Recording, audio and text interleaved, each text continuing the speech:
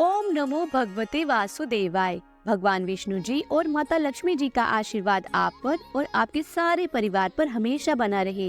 तो दोस्तों, आज के इस वीडियो में आप सुनेंगे माघ मास महात्म्य कथा अध्याय 19वें को। श्री सूत जी कहते हैं, महात्मा मार्कंडेय जी ने जिस समय ब्रह्मा जी का स्थापन किया था, उसी समय वहाँ पवित्र जल से युक्त एक कुंड का भी निर्माण किया और उसके महात्म्य के विषय में इस प्रकार कहा। कार्तिक मास में चंद्र नक्षत्र कृतिका के योग में जो जहाँ विश्व व्रत का पालन करेगा वह उत्तम ब्रह्म लोक में जाएगा। ऐसा कहते हुए मार्कंडेय जी के उस वचन को किसी पशुपाल अर्थात चरवाहे ने सुन लिया और श्रद्धा से प्रेरित होकर उसने कार्तिक मास में विश्व पंचक व्रत का विधि पूर्वक पालन किया। जब कृतिका नक्षत्र से युक्त पूर्णिमा आई, तब उसमें स्नान करके उसने ब्रह्मा जी की पूजा की। उसके बाद पुरुषोत्तम भगवान विष्णु का भी विधि पूर्वक पूजन किया। इसके बाद समय आने पर उसकी मृत्यु हो गई और वह इसी नगर में ब्राह्मण के घर में उत्पन्न हुआ। उस समय उसे अपने पूर्व जन्म की बातों का स्मरण बना हुआ था। एक दिन उसने लोगों के पूछने पर बताया कि किसी समय महामुनि मार्कंडेय जी के मुख से मैंने ब्रह्म कुंड का महत्व सुना था और कार्तिक मास में उस शुभदायक कुंड के जल में विधि पूर्वक स्नान किया था। उसी के प्रभाव से इस जन्म में मैं ब्रह्म ऋषि चंद्रात्रेय के वंश में उत्पन्न हुआ हूँ और पूर्व जन्म की सब बातों को भी स्मरण रखता हूँ। कार्तिक पूर्णिमा को कृतिका नक्षत्र का योग होने पर यहाँ का महत्व बहुत बढ़ जाता है। इस बात को मैं स्वयं अनुभव कर चुका हूँ, इसलिए सदा उत्तम विष्णु पंचक व्रत का पालन करता हूँ। इसी प्रकार उसकी बातें सुनकर अन्य सभी श्रेष्ठ ब्राह्मण भी श्रद्धा पूर्वक विश्व पंचक व्रत का पालन करने लगे। तभी से उत्तर दिशा में वह कुंड इस पृथ्वी पर ब्रह्म कुंड के नाम से विख्यात हुआ। जो ब्राह्मण सदा उसमें स्नान करता है वह प्रत्येक जन्म में श्रेष्ठ ब्राह्मण ही होता है। वही एक गोमुख नाम से प्रसिद्ध एक अतिशय शोभामान तीर्थ भी है। श्री सूत जी कहते हैं कि जो सभी पातकों का नाश करने वाला है। पूर्व काल में चमत्कारपुर के भीतर गायों का पालन करने वाला एक ब्राह्मण था, जो कुष्ठ रोग से पीड़ित होकर अत्यंत दुर्बल हो गया था। किसी समय उसी मार्ग से उसके गौओं का झुंड आ निकला। वह सभी गौएं प्यास से कष्ट पा रही थीं। उस दिन ज्येष्ठ मास की एकादशी तिथि में चित्रा नक्षत्र का योग था और मध्याह्न काल हो गई थी। यद्यपि वहाँ पर बहुत घास उगी थी, लेकिन वह इतनी अधिक प्यासी थी कि मारे प्यास की उन्होंने उस घास की ओर देखा तक नहीं। उनमें से एक गाय ने दूर से ही घास की उस पुंज को देखा और अत्यंत हर्ष में भरकर तुरंत ही वहां जाकर दांतों से उखाड़कर खींचने लगी। इतने में ही उस घास के नीचे जल की धारा निकल पड़ी। उस प्यास से कष्ट पाती हुई गाय ने घास को धीरे धीरे दूध के समान स्वच्छ और मधुर प्रतीत होने वाले उस जल को जी भरकर पी लिया। जब वह बड़ी तेजी से जल पी रही थी, उसी समय पृथ्वी पर वहाँ जल से भरे हुए अनेक लंबे चौड़े गड्ढे प्रकट हो गए। उसके बाद दूसरे सैकड़ों गायों ने भी उस अत्यंत निर्मल अमृत रस के समान मधुर जल का पान किया। फिर जैसे जैसे गायें जाकर जल पी रही थी, वैसे उनके मुख के स्पर्श से वह गड्ढे बढ़ते जा रहे थे। इस प्रकार जब सभी प्यासी गायों ने पानी पीकर प्यास को बुझा लिया, तब वह प्यासा गोपालक ब्राह्मण जल में घुसा। अपने अंगों को धोकर और जल पीकर जैसे ही वह जल से बाहर निकला, तुरंत ही अपने शरीर को उसने सूर्य देव के समान तेजस्वी पाया। इससे उसे बड़ा आश्चर्य हुआ और उसने घर जाकर सभी लोगों के सामने वहाँ का सारा वृतांत कह सुनाया। तब वहाँ के सभी लोग, विशेषतः रोगी मनुष्य, उस दिव्य जल के पास गए और सबने एकाग्रचित्त होकर विश्वास के साथ वहाँ स्नान किया। स्नान करते ही सभी लोग उसी समय रोगों और पापों से मुक्त हो गए। तब से वह जल गोमुख तीर्थ के नाम से प्रसिद्ध हुआ, क्योंकि वह गौओं के मुख से प्रकट हुआ था। ऋषिगण बोले, हे सूत नंदन, उस स्थान से जो वैसा महात्म्य पूर्ण जल प्रकट हुआ था, उसका क्या कारण है? श्री सूत जी बोले, हे महर्षियों, पूर्व काल में महाराज अम्बरीश ने तप किया था। तपस्या का कारण ये था कि राजा को वृद्ध अवस्था में पुत्र हुआ। उसका नाम सुवर्जा था। पूर्व जन्म के कर्म के फल से बचपन में ही राजकुमार सुवर्जा कोढ़ी हो गए। इससे राजा को बड़ा भारी दुख हुआ। तब वह सभी मनोरथों को पूर्ण करने वाले हाटकेश्वर क्षेत्र में गए और पुत्र के रोग का निवारण करने के लिए उन्होंने बड़ी भारी तपस्या की। इससे संतुष्ट होकर भगवान विष्णु जी ने उन्हें प्रत्यक्ष दर्शन दिए और आदर पूर्वक कहा, वत्स, मैं तुम पर प्रसन्न हूँ। तुम्हारे मन में जो इच्छा हो उसे मांग लो। राजा कहने लगा, हे केशव, मेरा पुत्र बचपन से ही कुष्ठ रोग से पीड़ित हो गया है। आप कृपा करके इसके रोग को दूर कीजिए। उनके ऐसा कहने पर भगवान विष्णु जी ने एकाग्र मन से पाताल गंगा का स्मरण किया। भगवान के स्मरण करने पर पाताल गंगा एक छोटा सा बीवर बनकर तत्काल ऊपर आ गई। तब श्री हरि ने राजा से कहा, राजन, तुम्हारा पुत्र इस उत्तम गंगा जल में स्नान करे। ये आज्ञा पाकर अम्बरीश ने अपने पुत्र को श्री हरि के सामने ही पाताल गंगा के जल में स्नान कराया। वहाँ स्नान करने मात्र से ही वह बालक उसी क्षण कुष्ठ रोग से मुक्त होकर बाल सूर्य के समान तेजस्वी हो गया। तब उसने भगवान को प्रणाम किया। इस बात को कोई जानता नहीं था, इसलिए वह सर्व पाप हारे जल वहाँ गुप्त ही रहा। वही पुनः गोमुख द्वारा पृथ्वी पर प्रकट हुआ। आज भी उस जल के स्पर्श से वहाँ का धरातल अत्यंत पवित्र है।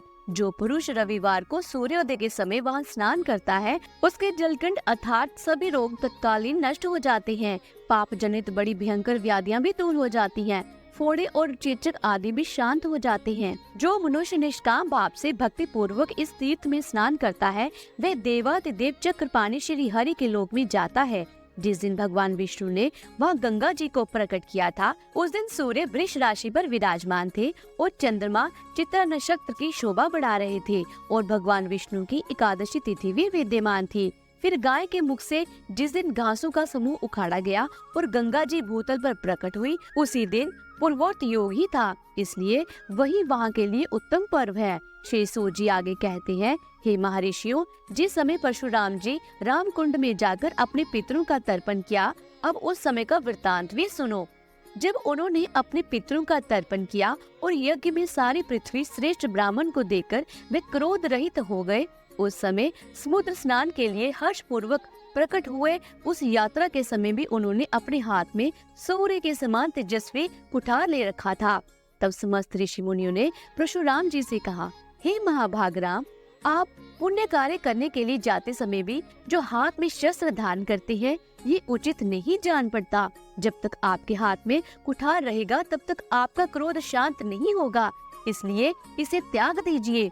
मुनियों की ये बात सुनकर परशुराम जी ने हाथ जोड़कर विनीत भाव से कहा, हे विप्रवरों, ये कुठार अक्षय है और भगवान शंकर के तेज से प्रकट हुए लोहे का बना हुआ है। साक्षात विश्वकर्मा जी ने इसका निर्माण किया है। ऐसे दिव्य शस्त्र को त्याग कर मैं क्षत्रिय धर्म में तत्पर होकर भी कैसे दिग्तक्त में जा सकता हूँ। मेरे इस कुठार को अगर दूसरा कोई ग्रहण कर लेगा तो वह मेरे द्वारा बंदी हो जाएगा, अर्थात मैं उसे नहीं मार पाऊंगा। इसलिए अगर इसे छोड़ भी दूं तो मेरे मन में शांति नहीं रहेगी और मैं इसे तभी छोड़ सकता हूँ जब आप लोग इसकी प्रयत्न पूर्वक रक्षा कर सके। परशुराम जी की बात सुनकर ब्राह्मण कहने लगे, हे महाभाग, यदि आप इस कुठार को हमें रक्षा के लिए सौंपते हैं तो इसका खंड खंड करके दो, अर्थात इसके टुकड़े टुकड़े करके दो, तभी हम सभी ब्राह्मण इसकी रक्षा कर सकेंगे और उस दशा में कोई इसे ले भी नहीं पाएगा। मुनियों की ये बात सुनकर शस्त्रधारियों में श्रेष्ठ परशुराम जी ने उस कुठार को तोड़कर लोहे की छड़ी बनवा दी और उन ब्राह्मणों को आदर पूर्वक सौंप दिया। अब ब्राह्मण बोले, हे राम, आपके कुठार की बनी हुई इस लोहे की छड़ी को हम लोग बड़े प्रयास पूर्वक रखेंगे। जैसे कुमार कार्तिकेय की शक्ति में कीर्ति यहाँ प्रतिष्ठित है, उसी प्रकार आपकी लोह जष्टि में कीर्ति भी यहाँ प्रतिष्ठित हो गई। जो राज्य पृष्ठ राजा इस लोह दंड की आराधना करेगा, वह शीघ्र ही अपने राज्य को पाकर प्रतापी होगा। जो ब्राह्मण सदा विद्या के लिए इसकी पूजा करेगा, वह उत्तम विद्या पाकर सर्वज्ञता को प्राप्त होगा। जो पुत्रहीन पुरुष अथवा स्त्री आपके इस लोह दंड की पूजा करेंगे, वे पुत्रवान हो जाएंगे। जो अश्विन मास के कृष्ण पक्ष की चतुर्दशी तिथि को उपवास करके इसकी पूजा करेगा, वह समस्त मनोवांछित कामनाओं को प्राप्त कर लेगा। ऐसा सुनकर परशुराम जी ने उन श्रेष्ठ ब्राह्मण को प्रणाम करके तुरंत ही समुद्र की ओर प्रस्थान किया और वह ब्राह्मण भी उस लोह जष्टि के लिए उत्तम मंदिर बनवाकर उसमें उसकी स्थापना करके एकाग्रचित्त होकर उसकी पूजा करने लगे। इससे उन्होंने अपने देव दुर्लभ मनोरथों को भी प्राप्त कर लिया। श्री सूत जी कहते हैं, अब एक और अन्य वृतांत सुनो। प्राचीन काल में अज नाम से प्रसिद्ध एक राजा हुए हैं। उनका सत्पुरुषों में भी बड़ा सम्मान था। वह माता पिता की तरह सभी लोगों का हित करने वाले थे। उन्होंने पिता पितामह का राज्य पाकर मन ही मन ये विचार किया कि मुझे कोई ऐसा कर्म करना चाहिए जिससे संसार के दूसरे राजाओं ने अब तक ना किया हो और जो भविष्य में होने वाले वह भी उसे ना कर पाए। राजाओं के लिए सर्वोत्तम धर्म यही है कि वे अपनी प्रजा का भली भांति पालन करे, जिससे प्रजा वर्ग के लोग सुख पूर्वक रह सके। राजा लोग लोभ में आकर जैसे जैसे प्रजा से अधिक कर लेने लगते हैं, वैसे वैसे प्रजा के हृदय में क्षोभ उत्पन्न हो जाता है। राजा कर लिए बिना हाथी, घोड़े और पैदल आदि सेवा की रक्षा नहीं कर सकते, और अगर सेना ना रही तो नीच से नीच मनुष्य भी उन्हें दबा लेंगे। इसलिए सभी राजा प्रजाजनों से कर लिया करते हैं। अतः मुझे हाथी, घोड़े और पैदल आदि के बिना ही केवल तपस्या की शक्ति से अपने राज्य को निष्कंटक बनाए रखना है। ऐसा सोचकर वे कर न लेकर सदा अपनी प्रजा को प्रसन्न रखने लगे। अब उन्होंने दूसरे राजाओं से भी कर लेना बंद कर दिया और अपने पुरोहित मुनिवर वशिष्ठ जी को बुलाकर बड़े प्रेम पूर्वक पूछा, हे ब्राह्मण, इस भूतल पर सबसे उत्तम तीर्थ कौन है, जहाँ थोड़े ही समय में भगवान शिव, ब्रह्मा और विष्णु जी प्रसन्न हो जाते हैं? उसे शीघ्र बतलाइए, जिससे मैं वहाँ जाकर संपूर्ण लोगों के हित के लिए तपस्या कर सकूं। वशिष्ठ जी बोले, हे राजन, हाटकेश्वर क्षेत्र मनुष्यों को शीघ्र उत्तम सिद्धि प्रदान करने वाला है और सभी पापों का नाश करने वाला है। वही सब तीर्थों में श्रेष्ठ है। इस प्रकार देवताओं में भी भगवती चंडिका ही ऐसी है जो श्रद्धालु मनुष्य द्वारा आराधना करने पर शीघ्र संतुष्ट होती है। इसलिए उस क्षेत्र में जाकर तुम श्रद्धा पूर्वक देवी की आराधना करो। ब्रह्मचर्य का पालन करते हुए पवित्र व्रत में तत्पर रहो। नियम पूर्वक रहते हुए नियमित भोजन और त्रिकाल स्नान करो। वशिष्ठ जी के बताए अनुसार राजा अज ने हाटकेश्वर क्षेत्र में देवी की आराधना की। गंध, पुष्प और अनुलेपन आदि उपचारों के द्वारा निरंतर पूजा में तत्पर हुए राजा पर देवी चंडिका प्रसन्न हुई और बोली, हे राजन, मैं तुम्हारे इस व्रत और पूजा विधान से बहुत संतुष्ट हूँ। तुम्हारे मन में जो इच्छा हो उसे मांगो, मैं शीघ्र पूर्ण करूंगी। तब राजा ने हाथ जोड़कर कहा, हे देवी, मैं संपूर्ण लोगों के हित की इच्छा से इस व्रत और तपस्या का आश्रय लिया है, जिससे सब लोगों को सुख मिले, ऐसी कृपा कीजिए।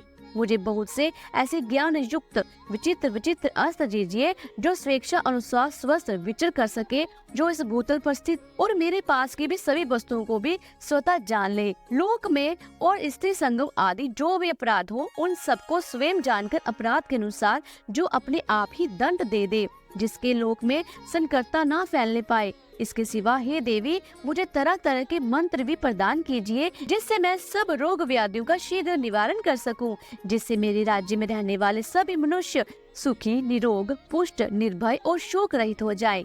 राजा का निवेदन सुनकर देवी बोली, राजन, तुमने ये एक ऐसा बड़ा अद्भुत कर्म प्रारंभ किया है जिसे अब तक ना तो किसी ने किया है और ना ही आगे कोई करेगा।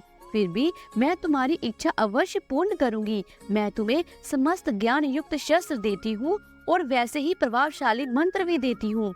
इन मंत्रों से बड़े बड़े भयंकर रोग भी तुम्हारे द्वारा रोक दिए जाएंगे, परंतु मेरे मंत्रों सहित उन सब अस्त्र शस्त्रों को तुम सदा सुरक्षित रखना। अगर वे तुम्हारी दृष्टि से दूर कहीं निकल जाएंगे तो मनुष्य को बहुत अधिक पीड़ा देंगे। इसलिए हे राजन, अब जब तुम स्वर्ग लोक को जाओ, तब तुम इन समस्त मंत्रों और अस्त्र शस्त्रों को यहाँ मेरे सम्मुख जल में स्थापित कर देना, जिससे सब व्यवहार पूर्वक नीति के अनुकूल चल सके।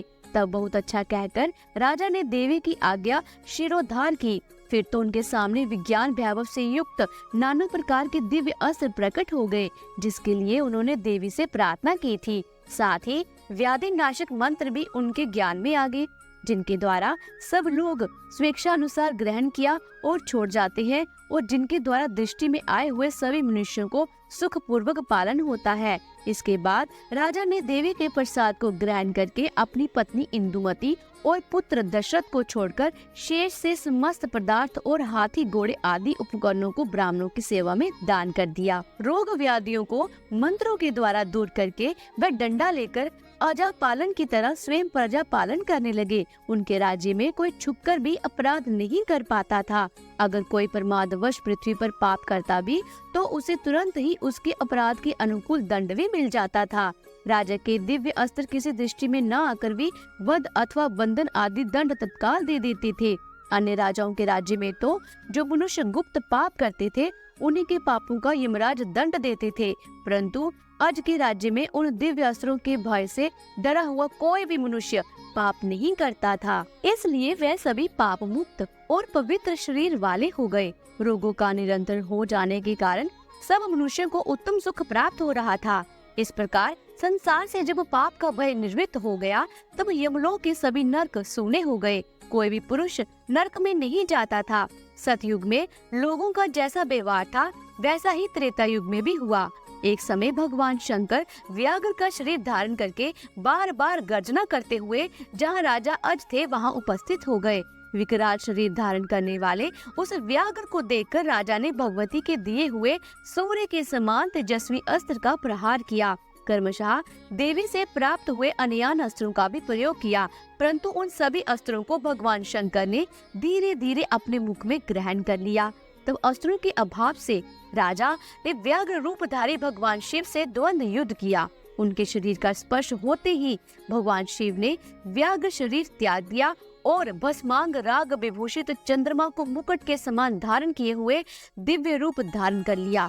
उनके गले में मुंडमाला शोभा पा रही थी। उन्होंने खटमांग और सर्पमय आभूषण धारण कर रखे थे।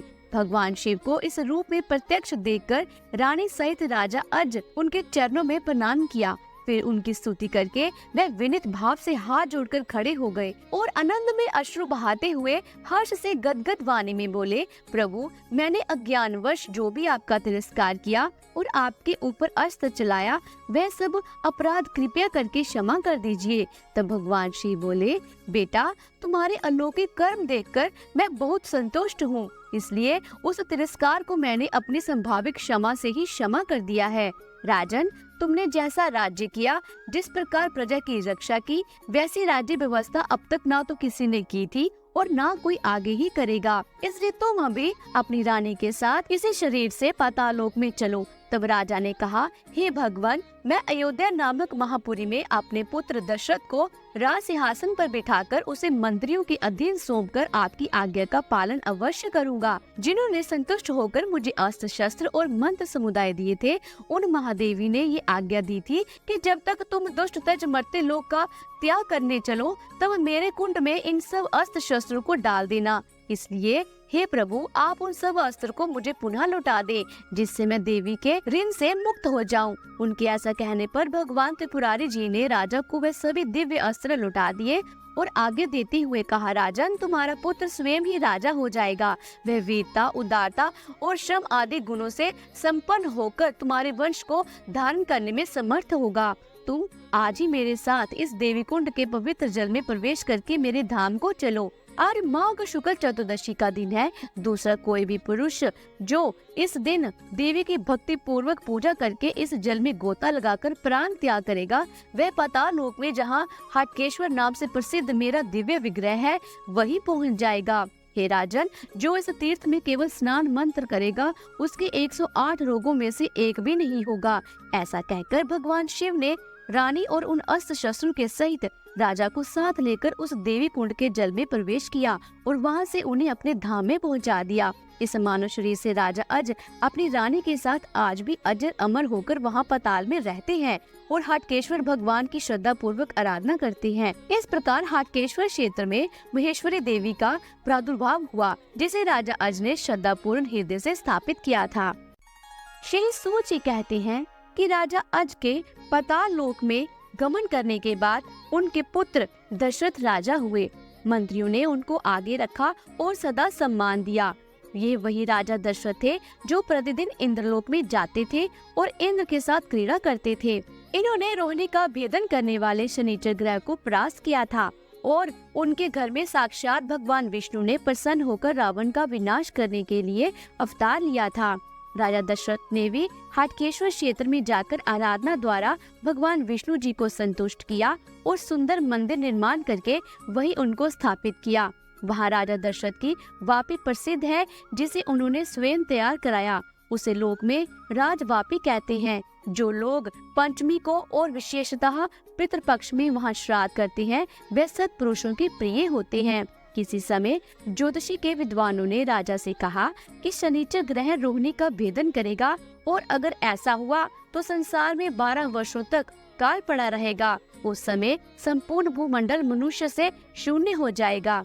उनकी ये बात सुनकर राजा दशरथ के मन में शनिचर के प्रति बड़ा क्रोध हुआ। राजा को इंद्र ने एक कामुक विमान दे रखा था उसी पर बैठकर राजा दशरथ ने शनिचर पर आक्रमण किया और अपने महान धनुष को खींचकर उस पर तीखे बाण का प्रहार किया और नीचे मुख करके स्थित हुए शनिचर के सामने खड़े होकर कहने लगे, शनिचर, मेरे कहने से तुम रोहिणी का मार्ग त्याग दो, अन्यथा इस मंत्र प्रेरित दिव्य अस्त्र से मारकर मैं तुम्हें यमलोक पहुंचा दूंगा। उनकी ये भयंकर बात सुनकर शनिचर देव को बड़ा विस्मय हुआ और वह बोले, महाभाग, तुम कौन हो जो मेरा मार्ग रोक रहे हो? ये मार्ग तो किसी के द्वारा गम्य नहीं है, अर्थात देवता और असुर भी यहाँ नहीं आ सकते, फिर तुम कैसे चले आए? राजा दशरथ कहने लगे, मैं सूर्य वंश में उत्पन्न महाराज अज का पुत्र दशरथ नामक राजा हूँ और क्रोध पूर्वक तुम्हें रोहिणी के मार्ग से हटाने के लिए आया हूँ। शनिचर बोले, राजन, तुम्हारे साथ तो मेरा कोई संबंध नहीं है, फिर क्यों तुम अतिशय क्रोध में आकर मेरा मार्ग रोकना चाहते हो? राजा कहने लगे, अभी अभी ज्योतिषियों ने मुझे बताया है कि तुम अर्थात शनिचर रोहिणी चक्र का भेदन करने वाले हो, और अगर तुमने उसका भेदन कर दिया तो इंद्र वर्षा रोक देंगे। वर्षा रुक जाने पर पृथ्वी में अन्न पैदा नहीं होगा और अन्न के अभाव से धरती के समस्त प्राणी नाश को प्राप्त हो जाएंगे। जब सब प्राणियों का ही नाश हो जाएगा तब यज्ञ कौन करेगा? फलतः अग्निष्टोम आदि संपूर्ण क्रियाएं पृथ्वी से उठ जाएंगी और ऐसा होने पर महाप्रलय मच जाएगी। इसलिए हे सूर्य नंदन, इसलिए मैंने तुम्हारी राह रोकी है। शनिदेव बोले, बेटा, अपने घर को लौट जाओ, एक चाहो तो मुझसे कोई वर मांगो, मैं तुम्हारे पराक्रम से संतुष्ट हूँ। मैं अपनी दृष्टि से जिसे देख लूं वह भस्म हो जाता है, इसलिए अपनी दृष्टि सदा नीचे किए रहता हूँ। तुमने प्रजा वर्ग के हित के लिए मेरे भय का त्याग दिया है, इसलिए मैं तुम्हारे लिए अब रोहिणी का भेदन नहीं करूँगा। ये सुनकर राजा दशरथ कहने लगे, हे शनिदेव, आपका दिन प्राप्त होने पर जो मनुष्य अपने शरीर में तेल लगाता है उसको अपना दूसरा दिन आने तक आप कभी पीड़ा न दे। जो आपके संतोष के लिए यथाशक्ति लोहा और तेल आदि दान करता है उसकी 1 वर्ष तक आप प्रत्येक कष्ट और संकट से रक्षा करें। हे सूर्य नंदन, जब आप कुंडली में पीड़ा कारक स्थान में स्थित हो उस समय जो भक्ति पूर्वक आपके दिवस में तेल लोह आदि दान करके विधिवत शांति कर्म और पूजा करे, उसके 7.5 वर्षों तक आप सदा रक्षा करते रहे, यही मेरे लिए आप वरदान दीजिए।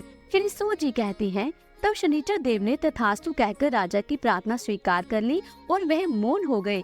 तभी से राजा दशरथ की बात मानकर शनिचर देव कभी रोहिणी मंडल का भेदन नहीं करते हैं।